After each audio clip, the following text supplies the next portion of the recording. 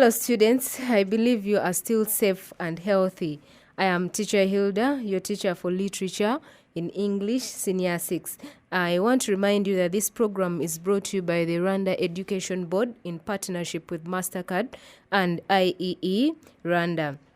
So we have been looking at The Text Animal Farm by George Orwell, and we looked at the plot summary, we looked at the biography of the author, and now we are trying to summarize chapter by chapter. We have summarized chapter 1, chapter 2, chapter 3, chapter 4, and today we are going to summarize chapter 5. But before we look at chapter 5, I want us to remind ourselves about what was in chapter 1, 2, 3, and 4.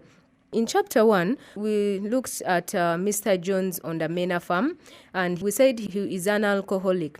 The animals of the farm go to the barn to hear what old Major, the well-respected prized middle white boar, has to say about a recent dream.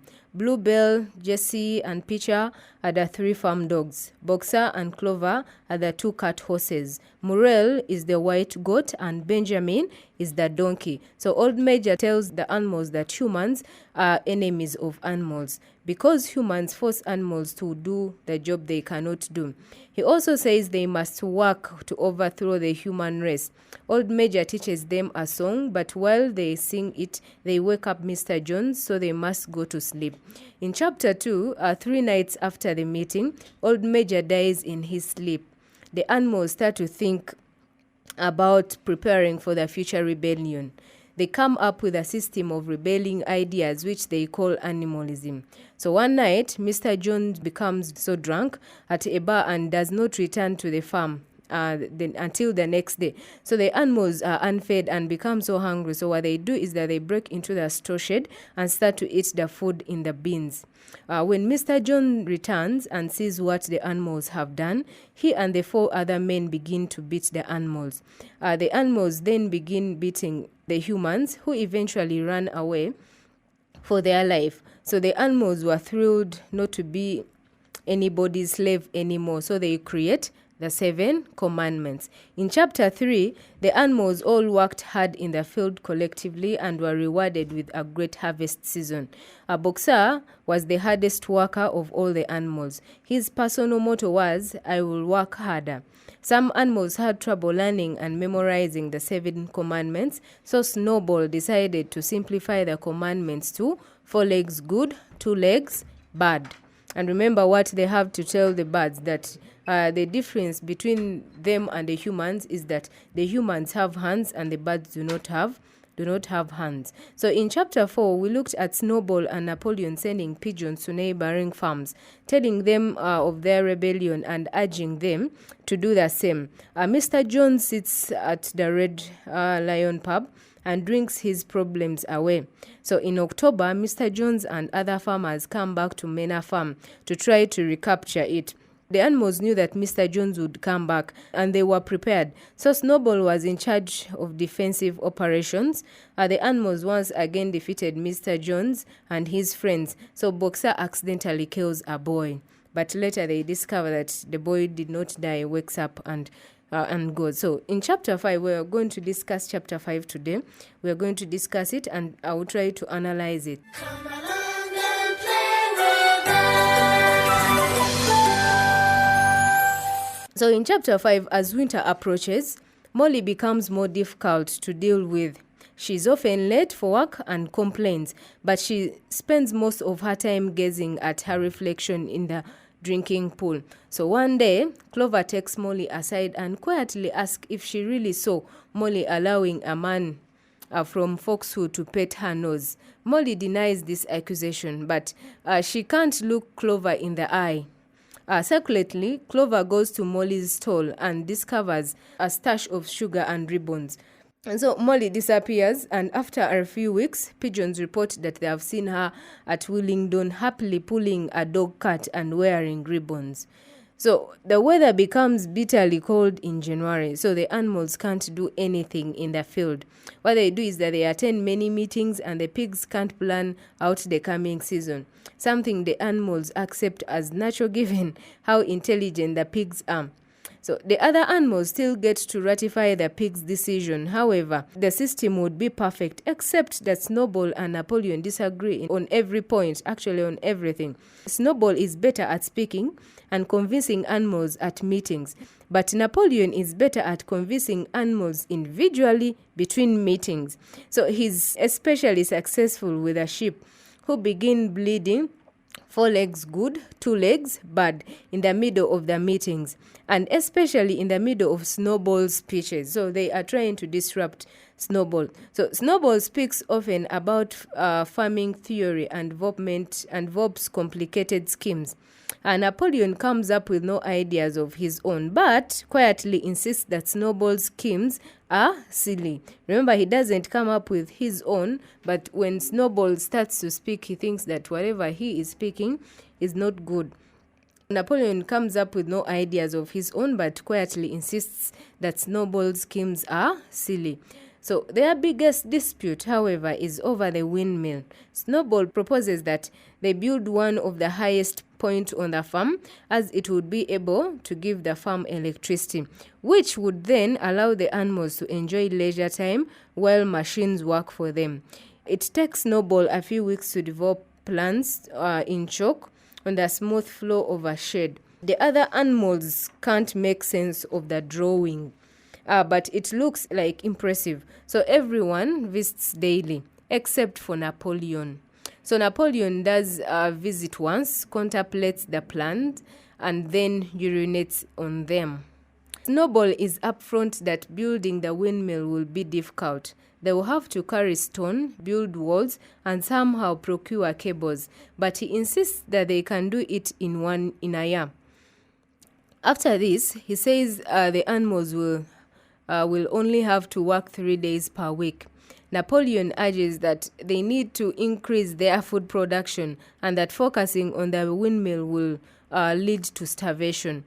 The farm is deeply divided over the windmill, but the only animal who doesn't take a side is Benjamin. He insists that no matter what happens, life will continue to be awful. The other question that occupies the animals is that of the farm's defense, as they all recognize that their conflict with humans isn't over. They expect humans to try to reinstate Mr. Jones, especially since news of the animals' victory at the Battle of Cow's Shed has spread. Napoleon insists they must train the animals to use firearms, while Snowball proposes they send out more pigeons to stir up revolutions elsewhere. The other animals can't make up their minds and agree with whoever is talking at any given time. So Snowball finishes his plan for the windmill and brings to it a vote at the Sunday meeting. He makes his case logical. So Napoleon then stands and says only that the windmill is nonsense and nobody should vote for it. So in response, Snowball jumps up, slashes the ship, and then passionately explains why they need the windmill. His passion wins over the animals, and he talks about how electricity can operate farming machinery, as well as equip stalls with light, hot and cold water and heat. Just as everyone seems decided, Napoleon stands, looks at Snowball, and whimpers oddly. Suddenly, 9 ferocious dogs bounds into the barn and chase Snowball all the way through a hedge. The animals realize that these dogs are the 9 puppies Napoleon educated. So, Napoleon stands on the raised platform surrounded by the dogs. The other animals notice that these dogs wag their tails at Napoleon just like other dogs used to wag at Mr. Jones. So, Napoleon announces that there will be no more Sunday meetings as they are unnecessary and they waste time. So, farm policy will be decided by a special pig committee that oversees, and the committee will convey their decisions to the other when they all sing Beasts of England. So, there will be no more debates. The other animals, even Boxer, are dismayed. 4 young pigs squeal in disapproval, but the dogs growl and silence them. The sheep bleat, 4 legs good, 2 legs bad for 15 minutes. So later, Squealer makes the round to explain the new rules.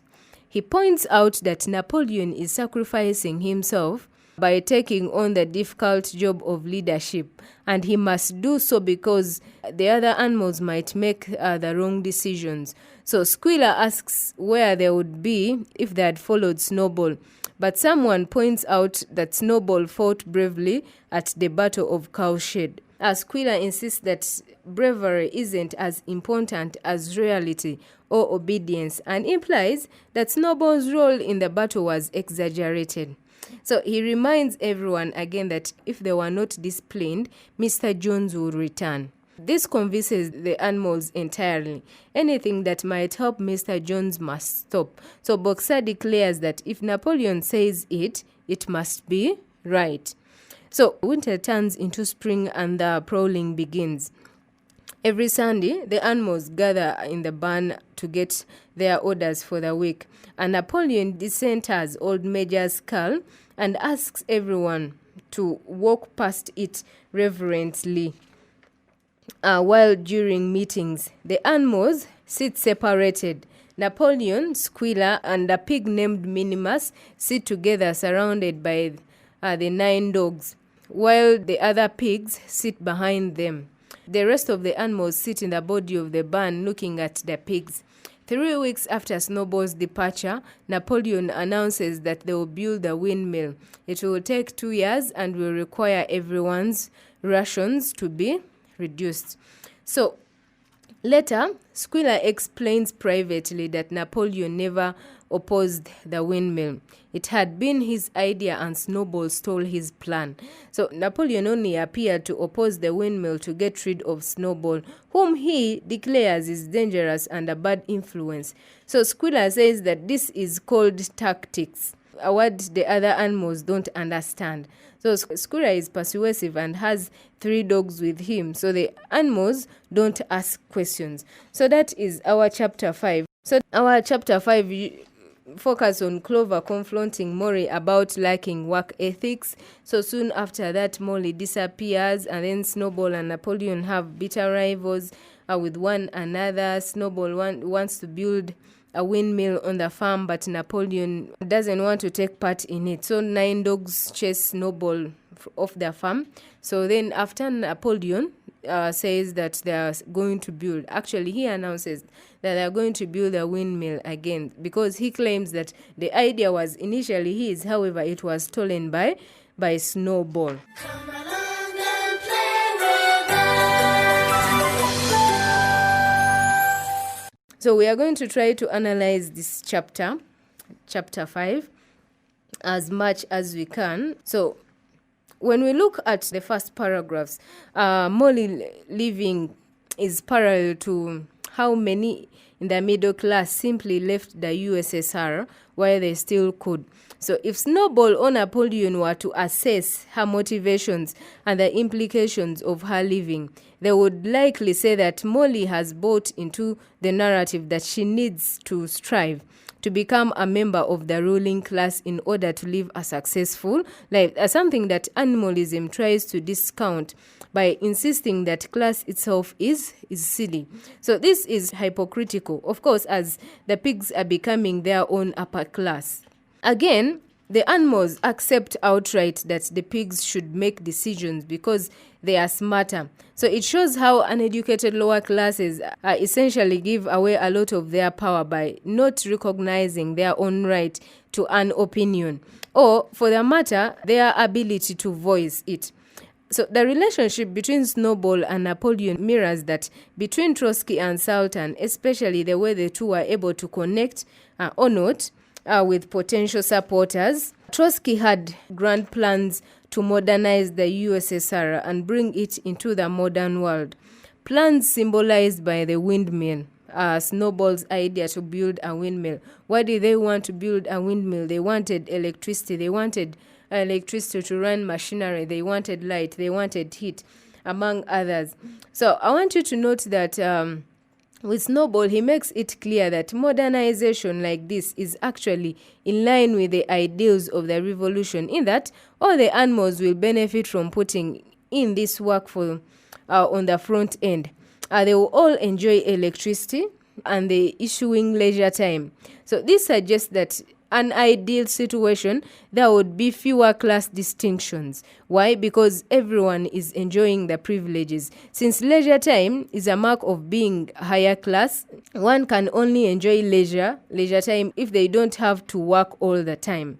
So Napoleon in particular plays to the concerns of the lowest, most uneducated class by insisting that the windmill is a pipe dream that will leave them all in dire hunger. Why? Because he thinks that they're going to spend more time building the windmill instead of spending a lot of time trying to find what they will eat.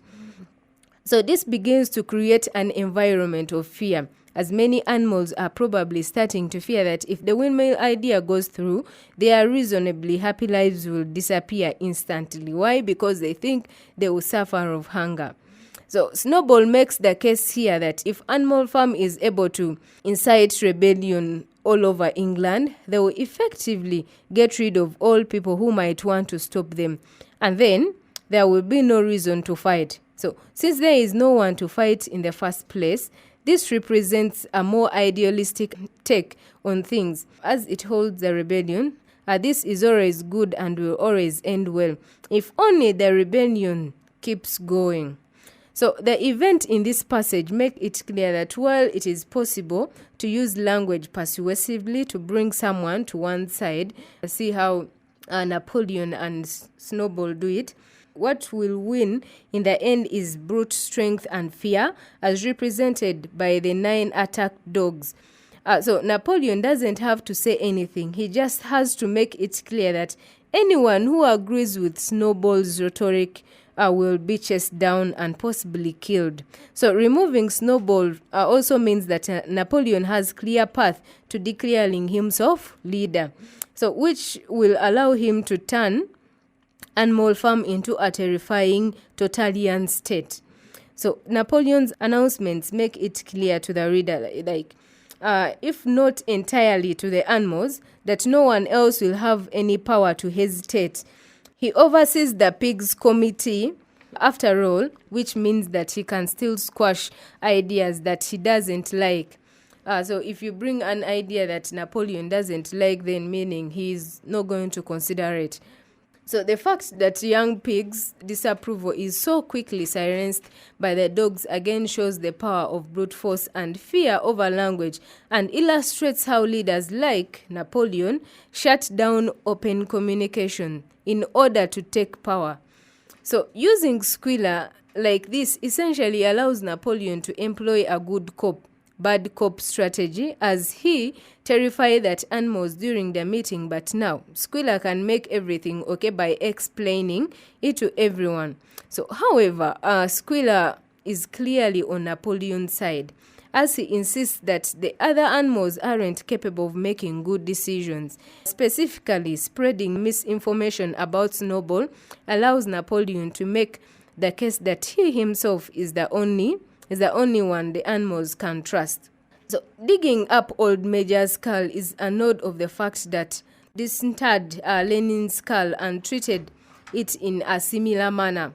So the has effect of making the animals constantly declare loyalty and relevance of the state, as represented by both Napoleon and Old Major, the father of the revolution. Remember, it is Old Major that comes up with the idea of the revolution. So the way the animals sit in the barn, however, shows clearly that there are major class divisions at play. Look at where the pigs sit. The pigs sit up front and the other animals have to squeeze themselves in the other parts of the barn. So the way the animals sit in the barn, however, shows clearly that there is a major class division at play. The dogs and the pigs have all the power, while the other animals have little or none. Actually, I don't think they even have any power. They actually have none. Why? Because Napoleon, after putting himself as a leader, he has to dictate on what should be done and what shouldn't be done. And he does this by the support of the dogs, who act as what? Who act as his soldiers. Remember how the dogs used to wag their tails around Mr. Jones. It is the same way they are wagging their tails around the pigs. So when Squealer insists on calling Napoleon's scheming tactics a word the other animals don't know. The other animals don't know the meaning of the word tactics. It shows how he's beginning to use language to make himself seem smart and competent. So, but really, using language like this is just a way to scare the other animals and impress upon them how unintelligent he thinks they are. So that was all about chapter 5. That is how I've tried to analyze chapter 5. Come along and play with us. Remember, we said that in chapter 5, we look at Clover. Clover confronts Molly about her lack of work ethics. For her, she doesn't work. What she does only is try to look at herself. So Molly disappears, then Snowball and Napoleon become bitter rivals. They don't agree on with each other. What does Napoleon do? Napoleon summons the other dogs to try to chase Snowball out of the farm. Yeah, and then after that, Napoleon announces that they are going to build a windmill in 2 years, which Snowball was talking about building in just a year. So in our next lesson, we shall be trying to summarize chapter 6 and 7. I think we should summarize both chapters. We shall analyze them and understand them more. So I want you to keep reading the text. Stay safe. Big thanks for being good students. Until we meet again. Bye-bye. Goodbye, goodbye, goodbye, teacher. Goodbye, children. See you next time. Goodbye, goodbye, goodbye, teacher. Goodbye, children. See